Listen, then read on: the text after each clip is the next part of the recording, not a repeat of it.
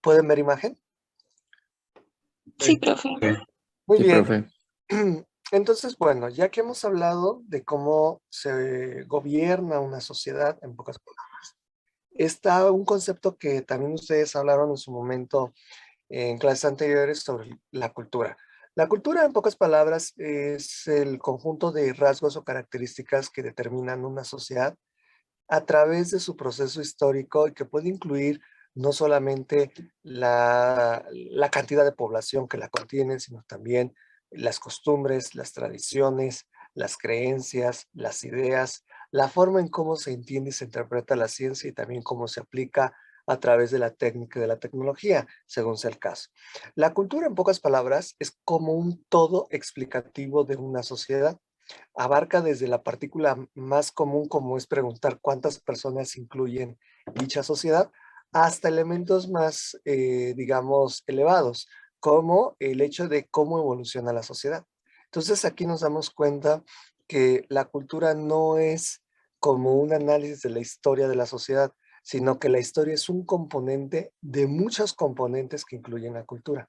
Por eso es muy importante que en el ámbito constitucional o de cada país se respete mucho lo que es la libertad de creencias, la libertad originaria de los pueblos. Por ejemplo, en el caso de México, todavía existe una población indígena que tiene derechos, obligaciones y sobre todo el respeto como parte inicial de todo lo que es la explicación de la sociedad mexicana, en donde la Carta Magna establece pues una serie de posiciones de protección, de preservación de la cultura, y en esa sintonía podemos verlo también en otras partes del mundo, claro, partiendo de otros contextos, ¿ok? E igualmente, como es la música, la gastronomía, la indumentaria, pues característico también de la cultura. Por eso les digo, no solamente es la historia, sino son muchos elementos que contienen el grado de identificación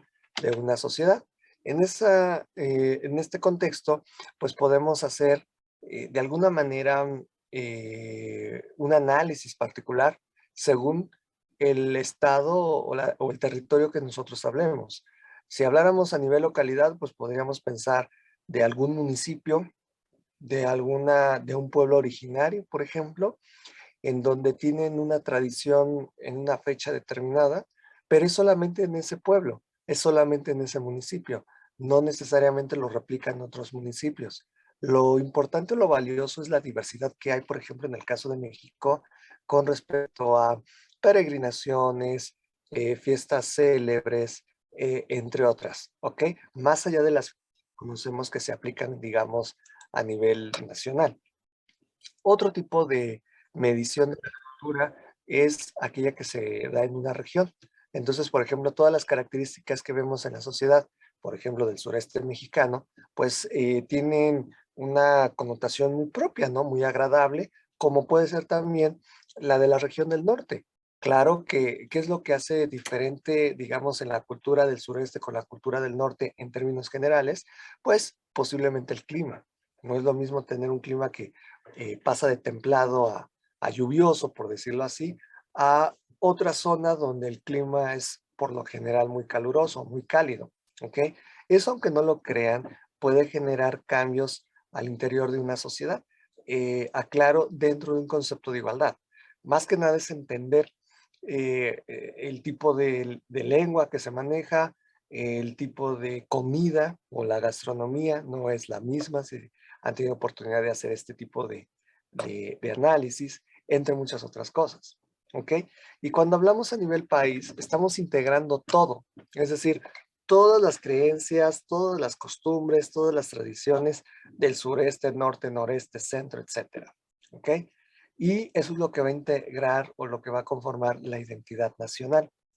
En el caso de nuestro país, pues como se darán cuenta, somos o tenemos una identidad muy diversa o muy, de alguna forma, con una diversidad de contextos, no solamente en lo histórico, sino también en muchas áreas que nos identifica como mexicanas o mexicanos, ¿ok? Cuando nosotros integramos esto, va a suceder o va a surgir la posibilidad de crear un estilo de vida en la población. Un estilo de vida significa, en pocas palabras, una postura de la misma sociedad o por persona de cómo quiere vivir, ¿ok? O de cómo quiere administrar, digamos, su vida o la vida de la misma sociedad. ¿Qué quiero decir con una forma de vivir? Bueno, el estilo de vida se puede ver más fácilmente a través de los aparatos mercadológicos o publicitarios. Por ejemplo, cuando ustedes han visto a lo mejor, o ustedes, o igual a mí me pasó que cuando estábamos muy jóvenes, digamos, muy adolescentes, muy pubertos, como dicen algunos, a lo mejor el escuchar un grupo de rock, un grupo de música que nos identificaba en ese momento, pues llegaba un momento en que vestíamos como ellos o teníamos de alguna forma la música de ellos, en fin. Eso era una forma, un estilo de vida, es una forma de identificarse, ¿ok? Hoy en día, si habláramos del contexto que se tiene en México, pues la forma de vida, como dicen algunos autores, pues puede partir a través del tiempo, ¿no? El efecto acumulado de la sociedad, es decir, no va a repetir los mismos patrones del pasado en cuanto a la música, por ejemplo, sino que va cambiando y que a partir de ahí se puede crear un nuevo contexto, una nueva forma de ver las cosas y también la dinámica social, es decir, que la sociedad va a cambiar también de acuerdo a los estilos de vida que se adopten. Por ejemplo, una de las cosas que se está, bueno, que se está viendo ya en los últimos años como un ejemplo de cambio de estilo de vida, es de que ya las personas jóvenes tienen una mayor integración sobre el concepto de la sustentabilidad. Es decir, ya le dan más importancia, por ejemplo, a conceptos como el cuidado del medio ambiente, a la preservación de las especies animales. Por ejemplo, hoy en día las nuevas generaciones le dan mucho valor, mucho aprecio a lo que son las mascotas. Eso no ocurría de manera muy, digamos, generalizada hace como 30 o 40 años, ¿ok? Entonces, eso es una forma de mostrar con hechos tan simples o tan sencillos cómo la sociedad ha cambiado y de alguna manera ha mostrado una mayor preocupación e interés por el planeta Tierra o por el cuidado y atención de las mascotas. A todo esto nosotros le llamamos evolución. La cultura tiene que evolucionar si quiere seguir de alguna manera vigente dentro del contexto social. ¿Ok? La evolución pues puede partir del el supuesto básico de Charles Darwin, en donde decía que solo las especies que tengan la posibilidad de adaptarse al cambio de los entornos, pues es la que va a sobrevivir con el paso del tiempo. Entonces, si retomamos, digamos, dicha posición, la cultura junto con la sociedad van a asumir ese rol de la dinámica a través del tiempo que va a permitir que evolucionen, ¿ok? Aquí no se trata de decir si la cultura se está perdiendo, porque sucede, ¿no? Que a veces dicen, no, es que la cultura se está perdiendo, otros dicen, la cultura se está reforzando. Aquí el punto es que la cultura es dinámica. Puede haber momentos en que se sienta que está en declive y puede haber momentos en que digamos que está en una posición creciente. Todo depende del contexto en el que nosotros estemos viviendo. Ahora, ¿qué está pasando con el tema de la globalización y la cultura? Bueno, que muchas sociedades, al estar conectados de alguna forma de manera comercial y de manera, digámoslo así, comunicacional a través de las tecnologías de la información o de las redes sociales, según sea el caso, está sucediendo un fenómeno muy interesante que no solamente pasa en México, sino en muchas partes del mundo, que todas aquellas creencias, costumbres o tradiciones que ocurren en diversos países, que es muy, digámoslo así, atractivo, representativo e inclusive si lo vemos en términos de economía, sumamente rentable como negocio, muchos países están adoptando esas tradiciones o costumbres que antes no tenían y que las están asumiendo como si fueran propias, como si ahí hubieran surgido, ¿ok? Y eso le da todavía un matiz más diversificado de la sociedad, diversificado porque está tomando conceptos, planteamientos de otras culturas, pero también como dicen algunos autores, puede existir un riesgo cultural. Es decir, que en un momento dado, si la sociedad no logra separar cuáles son sus tradiciones propias de aquellas que adopta de otros países, podría suceder lo que se llama proceso de transculturización, que es un nivel o que puede alcanzar un país en donde ya no se puede distinguir cuál es su cultura propia, cuáles son sus tradiciones propias, sino que se vuelve de alguna manera como una sociedad cosmopolita, es decir, que son muchas culturas en un solo país, ¿ok? No quiere decir que esto sea bueno, que sea malo, simple y llanamente que, como lo dicen en términos de globalización, hay que saber distinguir por qué un país tiene cierto atractivo, si lo queremos ver con un simple ejemplo turístico, en comparación con otro país. Y de esa manera, pues también marcar las líneas o las estrategias que promuevan pues, el empleo y el crecimiento económico. Por ejemplo, si ustedes han tenido oportunidad de analizar, a lo mejor no México, otro país, díganme un proceso de transculturización. En el caso de México hay varios, así muy evidentes, para que se den una idea de un ejemplo de transculturización. ¿Quién gusta levantar la mano? Estados Unidos, con tantas corrientes que tiene, ya ni siquiera sabes cuál era su cultura original. Ok, muy bien, Pues hablando exactamente. con comida. Exactamente, muy bien. Miguel Ángel, por favor. Ser la parte del sur de México, que es donde más o menos llegan las caravanas migrantes y todo eso. Puede ser exactamente si dichos movimientos sociales inculcan de alguna manera sus tradiciones. No solamente es el que lleguen y se establezcan, sino que empiecen a incorporar creencias o tradiciones de sus lugares de origen. Es ahí donde entra el proceso de transculturización. Un ejemplo muy común que podemos ver, por ejemplo, aquí en el país, si ustedes se dan cuenta, eh, los el día, bueno, un día antes del primero de noviembre, valga la redundancia, o en este caso del Día de Muertos, ustedes saben que ya en diversas partes del país, descontando a lo mejor el problema del confinamiento y la pandemia, se celebra el Halloween, ¿ok? Y el Halloween se ha vuelto como una parte ya, ¿cómo les diré? Una parte ya muy incorporada de la cultura mexicana, ¿ok? Pero sabemos todos que, bueno, el Halloween no es de origen mexicano o de alguna forma nacionalidad mexicana, sino que prácticamente es una propuesta cultural de otro país o de otros países que de alguna manera fue muy bien recibido con el tiempo en México. Si ustedes les preguntan a sus abuelitas, abuelitos o bisabuelas, bisabuelitos si se celebraba el Halloween en sus tiempos, posiblemente les puedan decir que no o que de vez en cuando unas personas, ¿ok?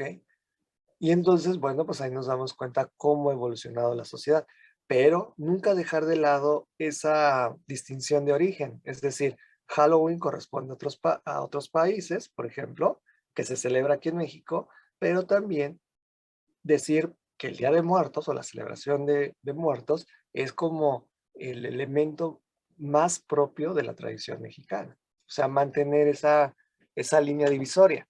Porque imagínense si el día de mañana una sociedad ya no logra distinguir eso. Esa es una de las cosas que de alguna manera cuestionan la evolución de una sociedad. ¿Dudas, preguntas hasta el momento? No. No, profe. Perfecto. Entonces, vamos a continuar. De esta manera, ya integrando la cultura al gobierno, a la forma en cómo se desenvuelve la sociedad, nos vamos a dar cuenta que si retomamos la concepción de Anthony Giddens, nos daremos cuenta que la sociedad forzosamente necesita un territorio donde desenvolverse, un territorio que nos permite evaluar sus recursos naturales, el clima que posee, entre muchas otras cosas, porque como ya lo habíamos explicado, eso define también cómo se va a comportar la sociedad, ¿ok? En este sentido, la sociedad, para mantenerse unida, hablamos de que debe existir un marco institucional, que en este caso le hablaríamos como un sistema común de acuerdos, de intereses, que van a elegir de alguna manera o a definir una autoridad política que es la que va a marcar la forma de gobierno o la forma de cómo se va a organizar esta sociedad para tener una identidad propia, una identidad donde nosotros podamos decir, ah, bueno, es la sociedad alemana, es la sociedad japonesa, la sociedad mexicana, por ejemplo, y que tengan el reconocimiento externo. Es decir, no solamente nosotros decir sociedad japonesa, sociedad estadounidense, sino que si nos vamos a Estados Unidos, la misma sociedad reconozca que nosotros somos sociedad mexicana o la sociedad salvadoreña o la sociedad uruguaya, según sea el caso. El reconocimiento externo es muy importante y ya en un momento explicaré por qué. El reconocimiento externo significa que personas extranjeras o sociedades extranjeras van a darle espacio, respeto, existencialidad, hasta por la vía legal, de que dicha sociedad existe, valga la redundancia, de que dicha sociedad se desenvuelve. ¿Ok? Para eso nosotros vamos a comprender que todas las personas que integran una sociedad con el tiempo van a guardar una serie de pensamientos, creencias de carácter moral, de carácter ideológico, de carácter económico, político, social, entre otros. Pero también a través del tiempo estos planteamientos o formas de desenvolverse van a cambiar, se van a dinamizar. ¿Ok? Entonces, esto es un punto muy interesante porque no es para asustarnos, sino para estar conscientes de que la sociedad, para poder permanecer, digamos, vigente, al día, etcétera, pues se tiene que modernizar, ¿ok? En algunos casos a lo mejor tarda, en otros a lo mejor no es del todo necesario, solo en unas partes, y en otros pues va a ser totalmente la sociedad, pero todo dentro de un contexto gradual en el tiempo, no es solamente de golpe, sino paso a paso, ¿ok? Otra característica que va a tener la sociedad es de que cada uno de sus miembros pues va a tener objetivos particulares, es decir, una forma de sobrellevar su vida en cuanto a sus ideas, en cuanto a sus valores, en cuanto a sus costumbres y en cuanto al respeto a las instituciones. Cuando una persona sabe dónde está, sabe lo que quiere, a eso se le llama que es una persona que tiene una ruta de vida, sabe qué es lo que busca, sabe a dónde quiere llegar, cuánto tiempo le puede llevar, cuánto le puede costar, según sea el caso, y que en la medida en que va recorriendo su vida, es decir, que va pasando el tiempo pero está avanzando para crecer o desarrollarse personalmente, pues va a experimentar una serie de cambios, una serie de adaptaciones que a través del tiempo pues van a demostrar esas grandes diferencias, ¿no? La persona que era así hace 20 años y la que es ahora. Y a partir de ahí, pues hacer un análisis interno de si hubo una mejoría, si hubo una pequeña falla que se pueda corregir o de alguna manera si no gustó lo que llevó en su vida, bueno, pues hacer un giro de 180 grados y buscar una nueva forma de vivir, ¿ok? Entonces, como ustedes observarán, la complejidad de la sociedad es el común denominador. No se trata de analizar una sociedad de una forma muy simplista, sino que sabemos que al hablar de un miembro de la sociedad implica un mundo. Entonces, si pensamos cuántas personas conforman una sociedad, pues nos daremos cuenta el número de mundos que habría que entender y analizar para poder tener un mapa completo de la sociedad. Si, por ejemplo, habláramos de Estados Unidos, pues sabemos que hay 300 millones de habitantes, ¿no? Y de estos 300 millones aproximadamente, 30 millones son personas que tienen un origen mexicano. Entonces, aquí, ¿qué podríamos decir? Que la sociedad estadounidense, como tal, pues tiene 300 cabezas o 300 mundos de seres humanos que habría que comprender particularmente para poder entenderlo de manera colectiva, ¿ok? Y eso pues es un trabajo, es una labor antropólogas, antropólogos, historiadores, sociólogas, sociólogos, historiadoras, que de alguna manera nos van a ayudar una intención del conocimiento de dicha sociedad. ¿Para qué nos sirve a nosotros? Para ser prudentes al momento de hacer análisis económico. Nosotros a veces, por estar muy centrados en las estadísticas, es muy fácil caer en el entramado de la etiqueta o de estar etiquetando las cosas. Y si son variables estadísticas, pues ahí no habría tanto conflicto. Pero si vamos a etiquetar a la sociedad, ahí sí tenemos que ser muy cuidadosos porque cada sociedad es un mundo, por decirlo así, un mundo gigante. Entonces, requiere de mucho respeto, de mucha prudencia, de mucha responsabilidad para que nuestro análisis económico se enfoque a las verdaderas problemáticas que existen y que se deben atender o solucionar, y a partir de ahí buscar o proponer cambios, digamos, efectivos o inteligentes. ¿Hasta el momento hay alguna duda? No, profesor. Todo, vamos bien. Todo claro, profe. Muy bien, pasamos entonces a la siguiente diapositiva. Una vez que ya entendemos la complejidad de la sociedad, ya estamos en la posición de definir qué es el Estado. Así como ustedes ofrecieron sus conclusiones, sus interpretaciones del Estado, ahora con todo lo que hemos hablado en las sesiones podemos integrar la definición del Estado para los fines que nos ocupan.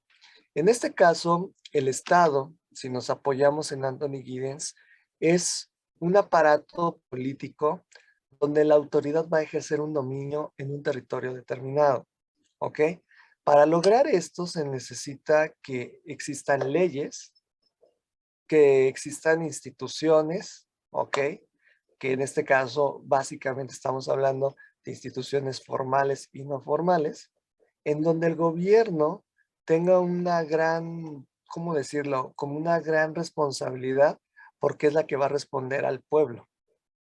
Es decir, no hay entes o elementos desarticulados, todos están unidos de alguna manera o interconectados. Entonces el gobierno se debe al pueblo y el pueblo es el que también expone qué tipo de gobierno desea y exige, ¿ok? Y lo que es el tema de la coacción. La coacción es una forma de hacer que todos o la mayoría de un pueblo cumpla con el marco institucional. Los que cumplan, pues obviamente se van a llevar el reconocimiento de los mismos miembros de la sociedad, pero también la protección a la vida, la protección a los derechos de propiedad, si hablábamos de el sistema capitalista, o la protección a los bienes colectivos, si habláramos de otro tipo de sistemas económicos en términos muy generales.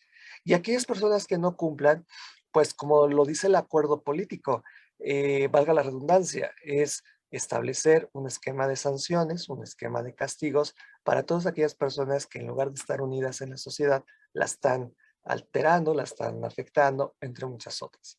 Esto ha motivado a que diversos autores, desde diferentes ramas de la ciencia, por ejemplo, si habláramos de sociólogos, biólogos, actuarios, etcétera, pues tengan un concepto diferente y definición diferente del Estado. Habrá algunos que digan que el Estado es el órgano supremo de represión. Es muy respetable esa definición también, pero también es muy respetable tratar de leer a muchos autores que se han dedicado al análisis del Estado. No es prudente casarse con un solo autor sin antes haber leído 2 o 3 o 4 autores con una postura diferente. Y claro, pues está la elección de cada uno de nosotros de cuál postura es la que más se acomoda. Ahora, yo les voy a explicar algo que va más acorde a nuestra carrera y si hay alguna duda, pregunta, pueden levantar la mano. Cuando nosotros queremos hablar de una sociedad a nivel macro, es importante hablar del concepto del Estado. El Estado, para que tengan una idea, ya en términos más prácticos, es el órgano vital de toda la sociedad. Es una forma de explicar y describir a un país, pero visto ya desde un enfoque de Estado. El Estado se va a componer de 3 elementos fundamentales. Es decir, ustedes pueden leer a cualquier autor cualquier filosofía del autor, pero no va a negar los tres fundamentales, por decirlo así, los tres elementos que son fundamentales en un Estado. Uno, el Estado debe tener una población, pero una población con todas las características que hemos hablado, es decir, que tiene mitos, que tiene creencias, que tiene costumbres, tiene tradiciones, hay cultura. A eso me quiero referir con el concepto de población. En muchas ocasiones se malinterpreta que población es, pues con que tenga 100,000 habitantes, ¿no? O con que sean 12 habitantes ya estamos hablando de población. No, es también definir a la población o buscar características de la población. ¿Qué es lo que la motiva a vivir? ¿Qué es lo que la motiva a progresar? ¿Qué es lo que la motiva a hacer cambios, digamos, trascendentales dentro de su postura o su desarrollo integral?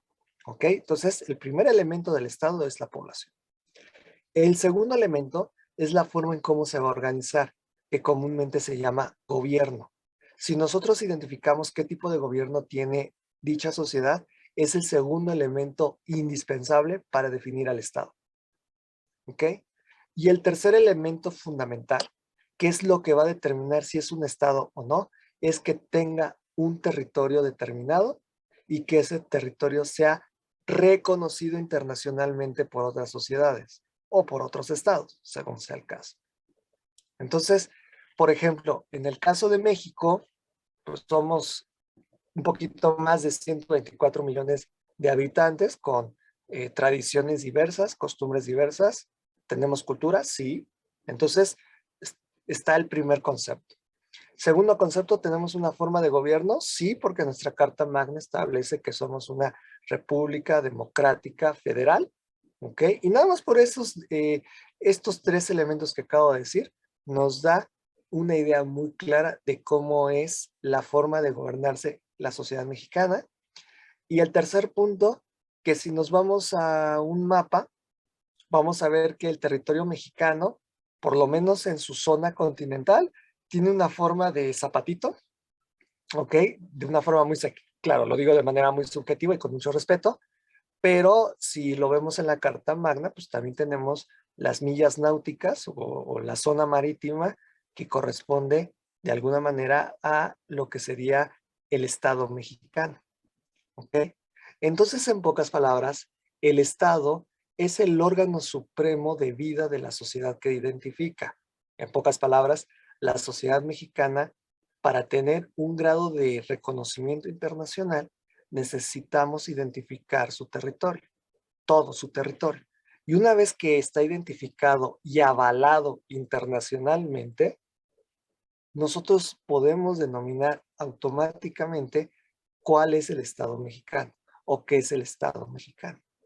¿Ok? Entonces, ¿por qué es importante hablar del Estado? Yo me imagino que ya les habrán dado a leer La riqueza de las naciones de Adam Smith o habrán estudiado algún otro pensador económico.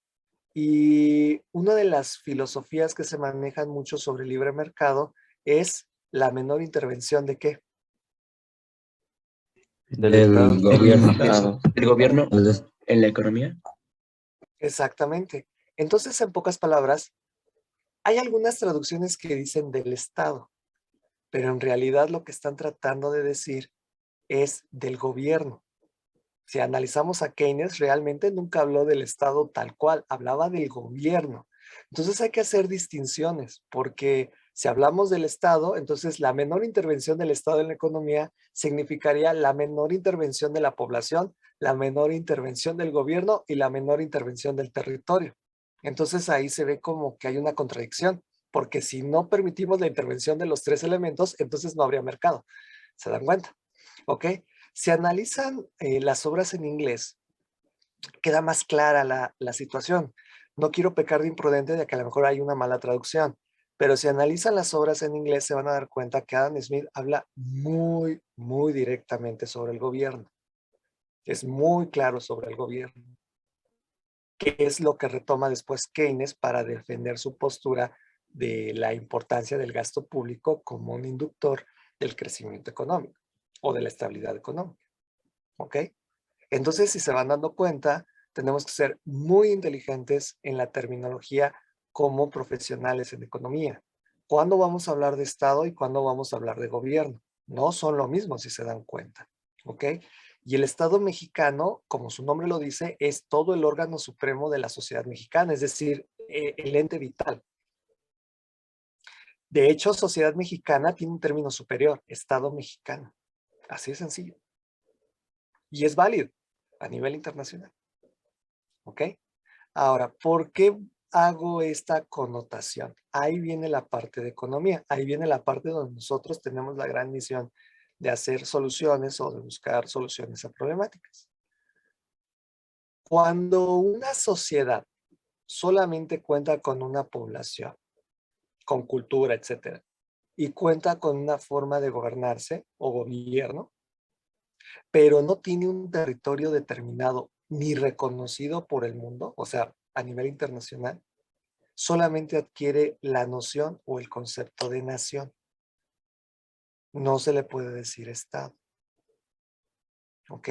Entonces solamente se les puede decir naciones. ¿Esto qué significa? En pocas palabras, que si hay una población de origen, es decir, sabemos que es una sociedad con cierta denominación, porque desde sus orígenes así se mantuvo con el tiempo y hasta la fecha sigue existente. Que tienen un gobierno, sí, identificamos cómo son sus gobernantes y quiénes eligen a sus gobernantes o cómo se eligen sus gobernantes. Pero si no tienen un territorio aceptado por todos, en ese momento no puede ser Estado. Se le llama nación.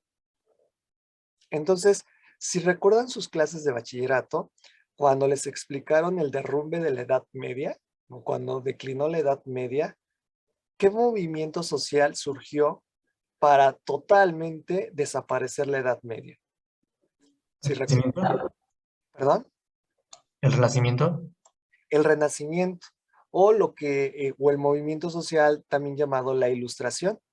Y si recuerdan ahí, en esa parte se está dando fin a muchas monarquías para dar paso al surgimiento de las repúblicas, que después es el paso para la democracia, ¿ok? Y en ese proceso de transformación es cuando algunos que se llamaban imperios pasan a llamarse estados.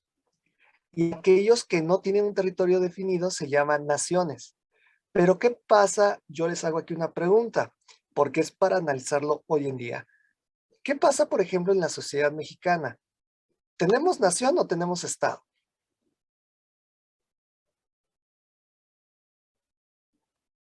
¿Hemos estado? Estados, supuestamente. Es un estado, exacto. Pero en algunas ocasiones es correcto decir el estado nacional o los estados nacionales. Quiere decir que reafirmamos que hay una nación, pero antes de nación ya sabemos que es un estado. El estado mexicano, el estado nacional, según sea el caso. Pero otras sociedades no pueden agregar el concepto de estado porque no les ha sido reconocido el territorio. Entonces se quedan como naciones. Esto es algo muy interesante porque tiene un efecto muy directo en el ámbito comercial o en el ámbito económico. Les voy a comentar o les voy a contar una anécdota que yo me imagino que se acordarán. Previo a la pandemia, en una zona de España, muy famosa porque es conocida como una de las zonas que tienen mayor riqueza en su población, su gobernante decidió declarar la independencia de dicha provincia, si lo quisiéramos ver así, respecto a España. Y declararon a todo el mundo que se independizaban. Hasta hubo así como un show mediático en los medios de comunicación en donde se hablaba de que cómo era posible que una provincia española se separara de España. Se hizo un escándalo, no sé si recuerden. Además de que era una zona que alojaba a los mejores equipos de fútbol de la Liga de España, ¿ok? Y después de eso, empezaron a crear una estrategia de moneda propia, una estrategia de relaciones comerciales con el mundo. ¿Y qué fue lo que pasó? Que el mundo dijo, nosotros no reconocemos la independencia de dicha provincia porque nuestros tratos son con el Estado español. Entonces, ¿qué es lo que estábamos viviendo ahí? ¿Qué es lo que podemos ver de esa provincia? ¿Qué quiso ser y en dónde se quedó? Quiso ser un estado, pero no fue, bueno, quedó como nación, ¿no? Tuvo el territorio, pero no fue reconocido. Entonces simplemente se quedó en lo que era, una nación. Exactamente. ¿Por qué? Porque el territorio que ocupa dicha nación, no quiero ser venenoso, dentro del derecho internacional correspondía al Estado español. Entonces, en pocas palabras, esta provincia, no sé si se enteraron después, se cae la independencia, ¿no? Se derrumba la independencia y entonces nunca, ya no se acepta la separación. La misma población lo acepta porque el mundo declaró casi unánimemente que no iban a tener relaciones comerciales con una provincia separatista, por decirlo así, o separada, ¿ok? Con el respeto que nos merece, por supuesto. Estamos hablando más en el fenómeno histórico y también de un ejemplo muy claro de por qué el Estado es el órgano vital de toda una sociedad. Si el Estado es sumamente unido, es difícil que las partes se separen. Y si tienen el reconocimiento internacional, hace todavía más difícil que las partes se separen. Entonces, con esto estamos hablando de por qué hoy en día muchas personas que están especializadas en estos campos le dan un valor y una importancia al concepto del Estado. Miguel Ángel, por favor. Sí, es que me quedó la duda o sea, que entonces, ¿qué es el gobierno? Ahí me quedé con la duda. Ok, no hay problema. El gobierno es el conjunto de normas, el conjunto de políticas que un conjunto de personas designadas por el pueblo en un ámbito democrático son las encargadas de utilizar todos esos recursos, más los monetarios financieros, para socorrer o en este caso aliviar problemáticas de la sociedad o atender las demandas de la sociedad. Otra forma de decirlo, el gobierno es el conjunto también de personas que se les va a llamar funcionarios o servidores de gobierno, o comúnmente hoy que se le dicen servidores públicos o funcionarios públicos, ¿ok? En la cual, junto con las personas que se dedican al ámbito político o los políticos, ¿ok? Van a tratar, bueno, no van a tratar, su obligación es atender las demandas del pueblo en un ámbito democrático, ¿ok? Es tratar de corregir todas las fallas que hay en la misma sociedad que se fueron acumulando con el tiempo y que de alguna manera la sociedad exige respuesta. Ejemplos, si hay un problema de desempleo, los políticos y los funcionarios de gobierno tienen que crear las condiciones para atraer inversión y promover el empleo, por ejemplo, o para que el mismo gobierno crea nuevas plazas para generar empleo. Eso es un ejemplo muy claro, muy sencillo. Si, por ejemplo, hay un problema de inseguridad, entonces los políticos a lo mejor tienen que crear leyes que garanticen una mejor protección de la población, pero los funcionarios públicos deben crear estrategias para reducir la inseguridad. Un ejemplo de ello, pues a lo mejor que en ciertas ciudades, pues colocan cámaras por todos lados, ¿no? Cámaras de seguridad o cámaras de seguimiento, de monitoreo, para inhibir la delincuencia o los actos delictivos. Entonces, si se van dando cuenta, el gobierno, hagan de cuenta que es como el intermediario del Estado, es decir, es el que va a escuchar las quejas, las necesidades, los agradecimientos de la sociedad y son los encargados de resolver esos problemas, por lo menos en lo que atañe a sus funciones, porque también hay responsabilidad de la sociedad, también hay responsabilidad del sector privado, pero lo que le corresponde al gobierno es tratar de corregir los problemas o tratar de atender las necesidades de la población. Porque como lo dije desde un principio, el gobierno no es un elemento desarticulado. No, está dentro del concepto del Estado porque todo está cuestionado, es decir, todo está como conectado, digámoslo así. Espero haya podido aclarar la duda. Sí, gracias. De nada, muy bien. ¿Alguna otra pregunta? ¿Duda? No, profesor. Muy bien, entonces Esto va a ser muy importante porque todavía el ejemplo que hice sobre Estado y nación, pues no dudemos que con el paso del tiempo vayan a suceder muchas cosas con las sociedades que veamos. No quiero ser venenoso, pero ustedes saben que triste y lamentablemente hay una tensión global en estos tiempos sobre cierta parte de Europa, ¿no? Donde hay un país que, bueno, les voy a ser honesto, es un estado que ha sido reconocido internacionalmente y el recibir, no sé cómo decirlo, el aviso, ¿no? La noticia de que la van a invadir, pues imagínense, ¿no? Eh, bueno, les hago una pregunta a ustedes.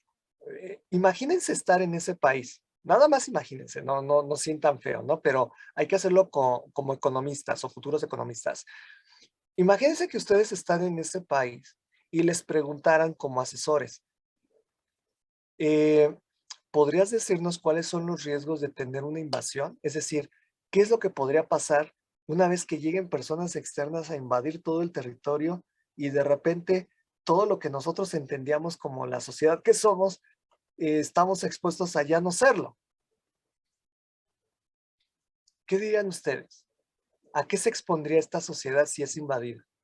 Con todo lo que hemos platicado el día de hoy en las clases anteriores. Manuel, por favor. Bueno, si eso fuera el caso, esa sociedad se expondría pues a guerras, hambruna, enfermedades. Y pues si nosotros quisiéramos, ¿cómo dijo? Bueno, exponerte eso, ahí estaría difícil. Creo que ni importaría, la verdad. O bueno, así es como yo lo pienso.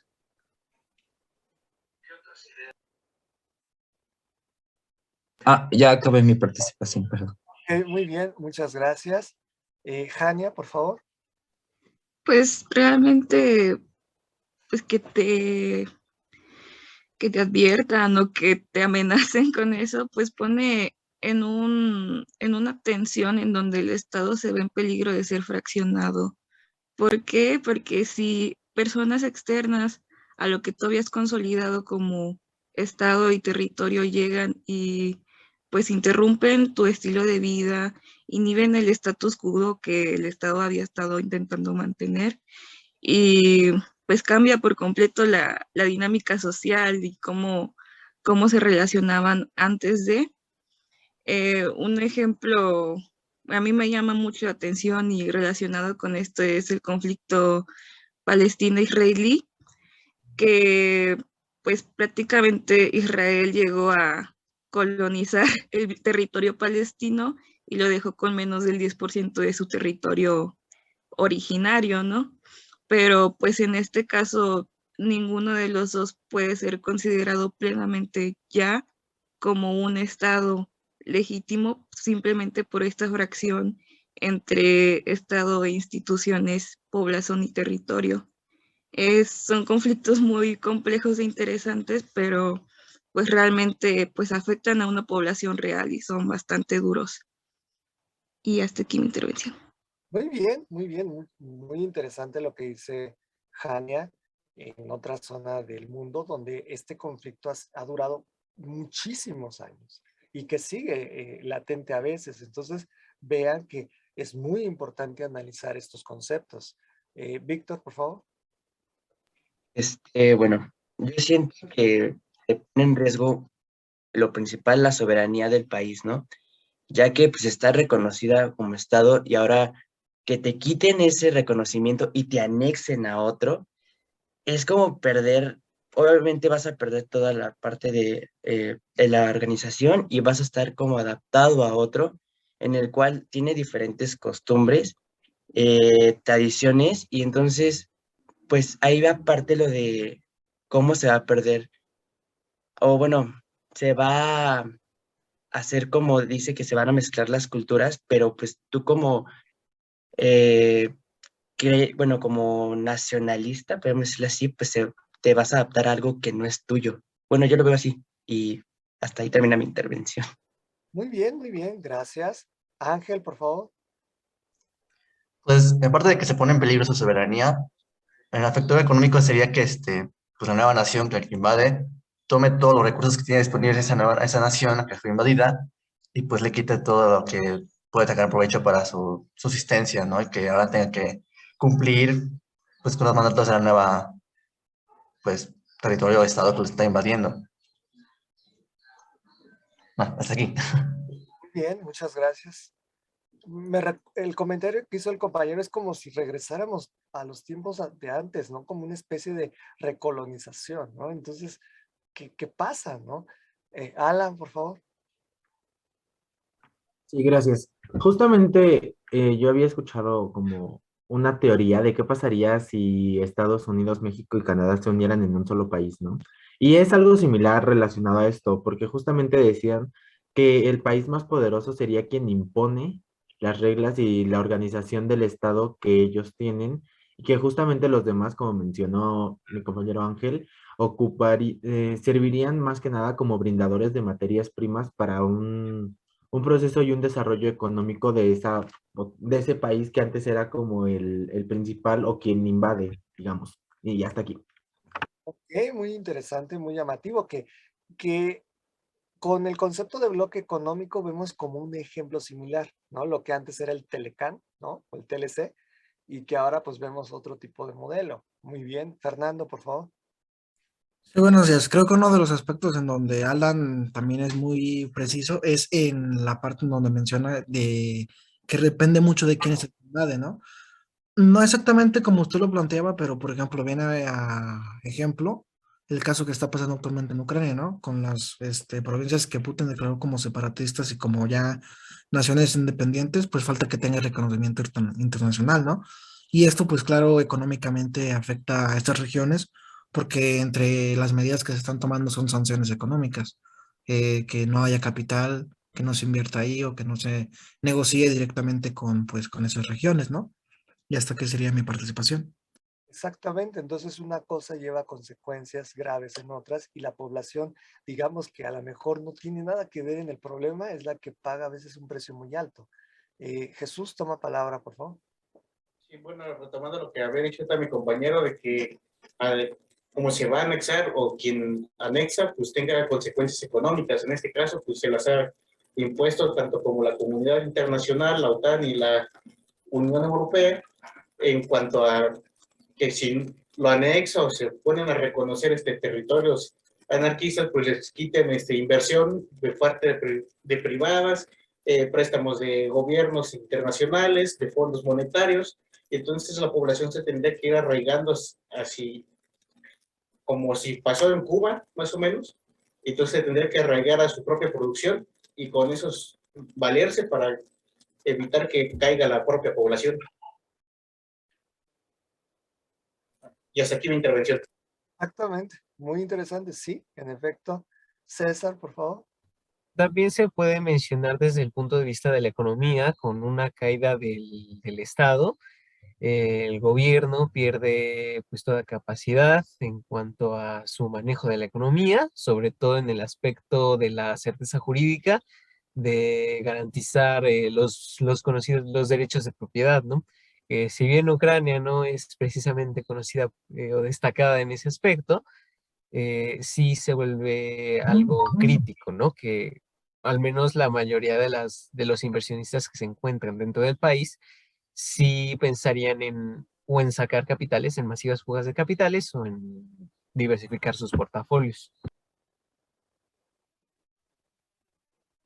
Es todo. Muy bien, muchas gracias. Ahora,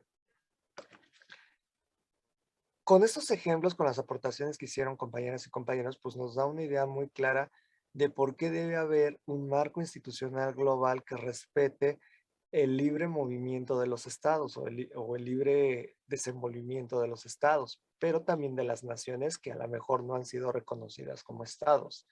Cuando hablamos de una invasión, pues pone en jaque muchas cosas y sobre todo porque, pues a lo mejor, si uno es apático, uno podría decir, no, pues no es de nuestro interés, pero aunque no lo crean con la globalización, a lo mejor la zona de conflicto está muy alejada de nosotros, pero indirectamente puede afectarnos económicamente hablando. Y eso está totalmente avalado con una con un premio Nobel de Economía que era Wassily Leontief, que prácticamente lo que ocurre en otras partes del mundo tiene alguna influencia en nuestro marcaje económico. Entonces también no estamos, tanto México, a lo mejor Uruguay, Paraguay, etcétera, con el respeto que merecen, no estamos exentos de ese conflicto, aunque digamos está muy lejos, ¿no?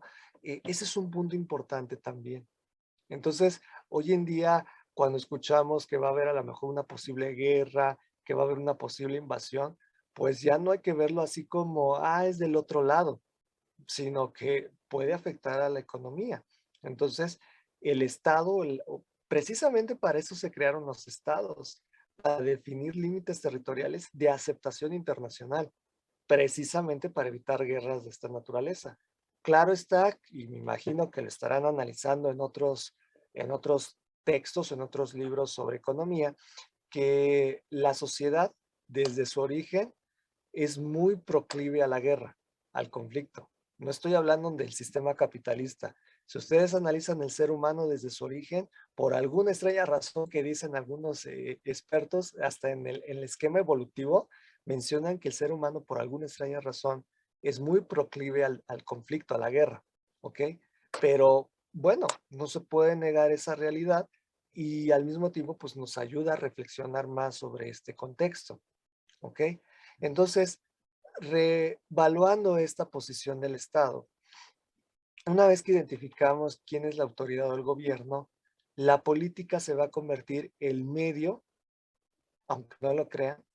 ¿Para qué es la política? ¿O qué es la política? Si ustedes van a las clases en la facultad o de alguna manera con personas que se dedican a ser politólogas o politólogos, la pregunta más fácil y más difícil a la vez es que nos definan qué es la política. El compañero Alan nos quiere decir algo al respecto. Adelante. Sí, justamente, bueno, política, de acuerdo a como lo enseñan en la Cámara de Senadores y en la Cámara de Diputados, lo mencionan como este objetivo, como este medio, este proceso a través del cual las personas o un grupo, una persona o un grupo de personas pueden acceder a esta autoridad, a ser parte o a ser los representantes de este gobierno para poder ejercerla. Bueno, así es como lo mencionan ellos. Hasta aquí. Muy bien, muy interesante. Ahora les voy a dar una definición que está de manera globalizada, universalizada, para que comprendan el significado en un esquema superior. La política para cualquier tipo de sistema, aplica para el capitalista, socialista, comunista, etc. La política es la ciencia para el diseño y la definición de acuerdos que eviten por todos los medios posibles la guerra. Algunos autores lo resumen y dicen, o lo sintetizan y dicen, la política es la ciencia dedicada a evitar la guerra. Ya ustedes le agregan entre personas, entre sociedades, entre estados o entre naciones, o estados y naciones, según sea el caso. Eso es la política. Por eso cuando escuchan que hay movimientos sociales, que hay problemas, etcétera, ¿qué es lo primero que dicen? Vamos a llegar a un acuerdo. ¿Okay? Político, ¿no? Exacto. Pero en realidad, ¿qué tienen que decir? Bueno, lo lógico sería decir, cuando hay estos conflictos, que vamos a tratar de llegar a una política. O sea, eso sería lo correcto, pero en realidad, bueno, lo terminan diciendo, vamos a llegar a hacer un acuerdo. ¿Ok? Entonces, que nos quede muy claro, eso es lo que significa política. No es como a veces nos dicen, no, pues la política es aquella persona que va a hacer campaña, ¿no? Para que voten por él y ocupe una curul. También a veces así se define lo que es una política o un político. No, la política es una ciencia y como ciencia tiene un método científico, ¿ok? Claro, dentro del ámbito de las ciencias sociales. La política, su máxima es crear acuerdos para evitar la guerra, porque está documentado que si no hay política, entonces la guerra es inminente y en la guerra hay muchos riesgos. No solamente lo que dijeron hace un momento, el riesgo de los derechos de propiedad. Más allá de eso, ¿cuál es el riesgo máximo en un ámbito de guerra? ¿Qué es lo peor que le asustaría a la gente? ¿Las armas? ¿Las qué, perdón? las armas, así, morir. No, otra cosa peor que eso. Homicidios. Homicidios. Ok, lo voy a considerar como parte de la respuesta. La máxima de la población o el peor miedo de la población es perder la vida. Y es obvio, es bastante lógico. Entonces, ¿para qué sirve la política? Precisamente para evitar la guerra y evitar poner en riesgo la vida de las personas. Ya después entra en segundo lugar los derechos de propiedad, el patrimonio, etcétera. Pero históricamente, la política se creó para salvaguardar la vida de las personas. ¿Ok? Entonces, en el ámbito del conocimiento del Estado, la política como ciencia y las personas que ejercen esta ciencia tienen la enorme misión de convertir a la política en un medio para garantizar la estabilidad social, la estabilidad económica de un país. O en pocas palabras, evitar todo tipo de conflicto o guerra. Porque como lo dije desde un principio, el ser humano es muy proclive al conflicto y a la guerra. O sea, es parte natural, digámoslo así. ¿Ok? Ahora, quienes ejercen la política, pues es cierto, tienen poder.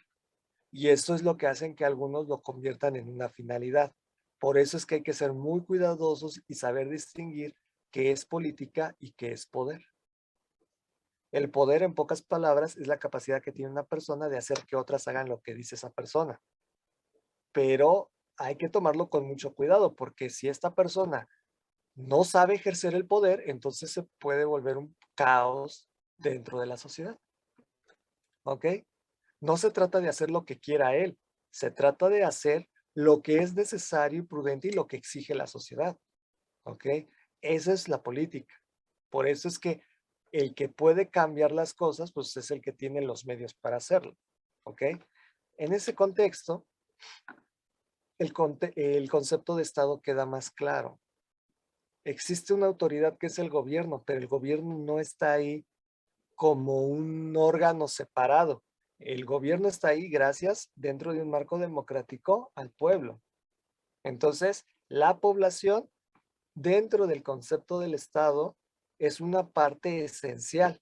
No se puede ni negar, no se puede olvidar, ni mucho menos se puede, a veces dicen que se quiere hacer chiquito al pueblo. No, porque el pueblo es lo que comanda el concepto completo del Estado. Alan, por favor. Profesor, ahí yo tengo una duda, porque según yo democracia tiene otro significado. Según yo, el gobierno, pues, bueno, lo elige el pueblo, pero es porque es una república representativa, ¿no? O es que, bueno, no sé, no me queda muy claro cómo está el concepto. Ok, no, no hay problema, es cierto, hay muchas dudas, muchas preguntas.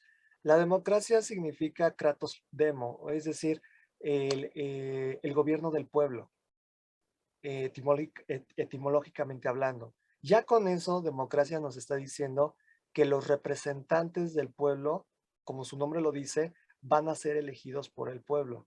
Y ya en una forma más profunda, el hecho de que son representantes quiere decir que si yo coloqué a esa persona ahí, es porque va a atender las problemáticas que muchos de nosotros o de nosotras igual está afectada por algún problema. Entonces, la democracia en su origen, en su parte originaria, quiere decir gobierno del pueblo. Es decir, el pueblo pone a sus representantes o a sus gobernantes, pero los gobernantes no por estar ahí se desarticulan del pueblo, sino que están completamente conectados al pueblo. Esa es la esencia originaria del concepto. Claro que en la práctica, pues, sí se ven cosas que no cuadran, ¿no? Eso es muy evidente cuando ya analizamos la realidad. ¿Ok? Pero analistas como Tocqueville o expertos como Tocqueville, que hablaban mucho de la democracia, de la representación, etcétera, hablaban mucho de qué tipo de representación, porque ese es otro punto importante en la democracia. Por ejemplo, en el caso de México, pues a lo mejor un presidente es parte de ese proceso democrático, pero también son los diputados, las diputadas, los senadores o las senadoras. ¿Ok? Pero no solamente ellos, si nos vamos, por ejemplo, a una entidad federativa, pues ¿quiénes están? Los gobernadores, las gobernadoras y también las diputadas y diputados locales, ¿ok? Y si nos vamos a un municipio, ¿quién es el que es representante del pueblo? ¿El presidente municipal? El presidente municipal o la presidenta municipal. Entonces, en pocas palabras, la democracia, si se dan cuenta, a veces estamos muy acostumbrados a decir, es que es el presidente, son los diputados, son los senadores, ¿no? Pero en realidad es toda la estructura, todo el territorio, cómo está constituido por sus representantes, ¿ok? Ahora, si yo les preguntara, los policías o los que están en las patrullas o en los vehículos de seguridad, ¿ellos son representantes del pueblo? Ellos son para cuidar al pueblo, ¿no? ¿Son qué, perdón? Están para cuidar al pueblo, ¿no?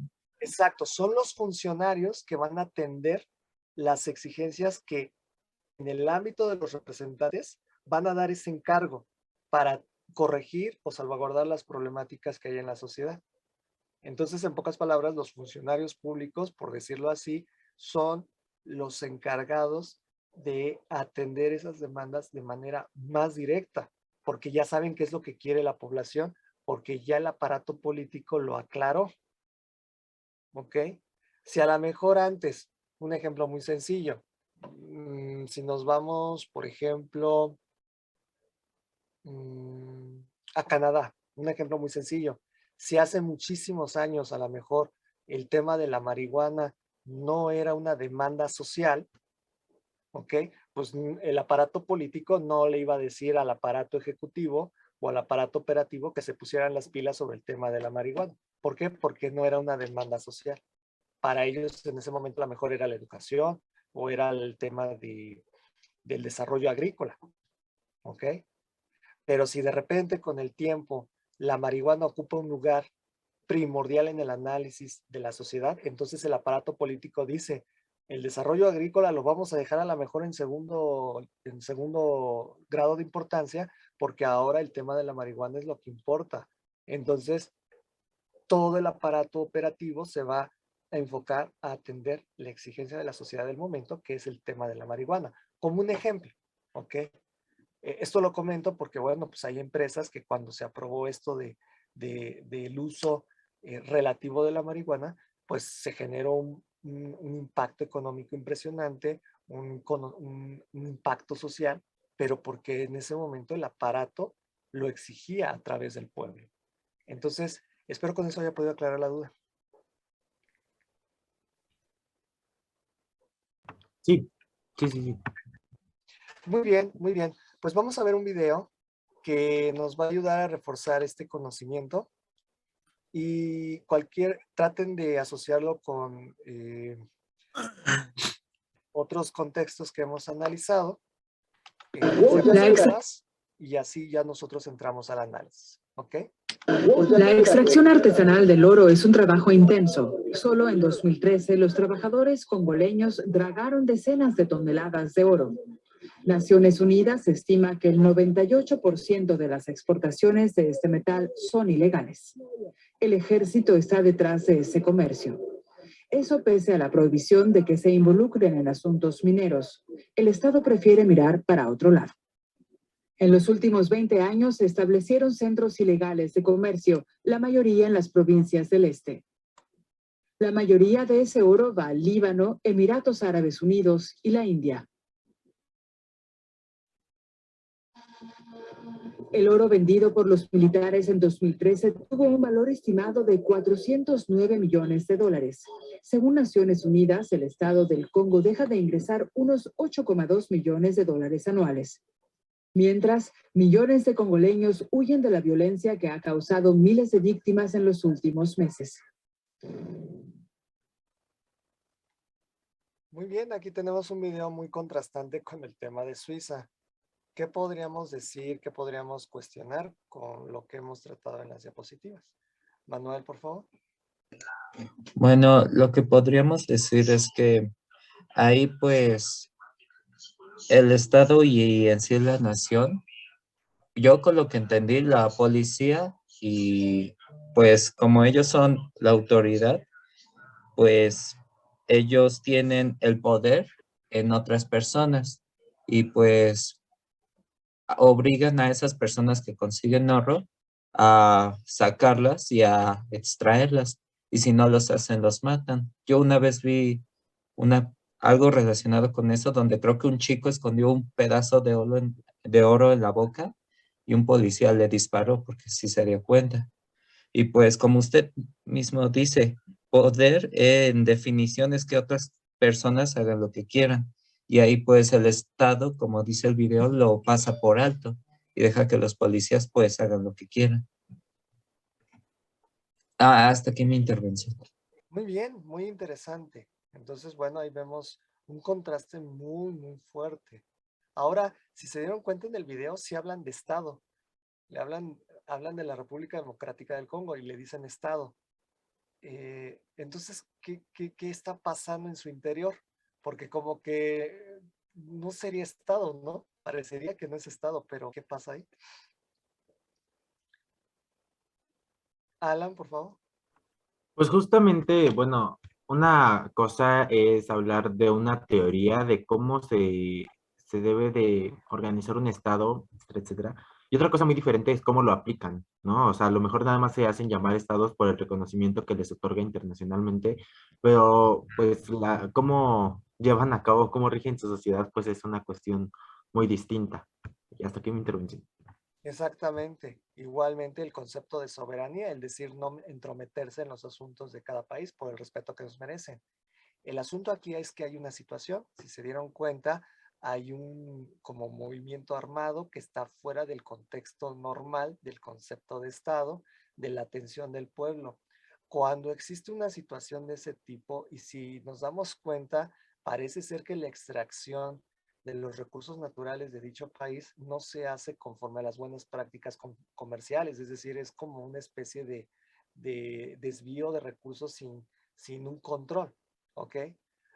El problema o el conflicto cuando vemos un país así es lo que muchos expertos le llaman estado fallido, ¿ok? ¿Esto qué significa? Sí se reconoce internacionalmente que es un estado, pero está fallido. Fallido quiere decir que todos sus componentes internos están disociados. Es lo que les decía hace rato, no pueden estar los componentes desarticulados, es decir, la población está por un lado, los gobernantes están por el otro, cada quien está haciendo lo que se le da de alguna forma lo que le conviene, ¿no? Según su conveniencia, según sus intereses, pero sigue siendo Estado. El problema es que, ¿qué pasa con el marco institucional en este Estado fallido? Si se dieron cuenta. El compañero Víctor, por favor.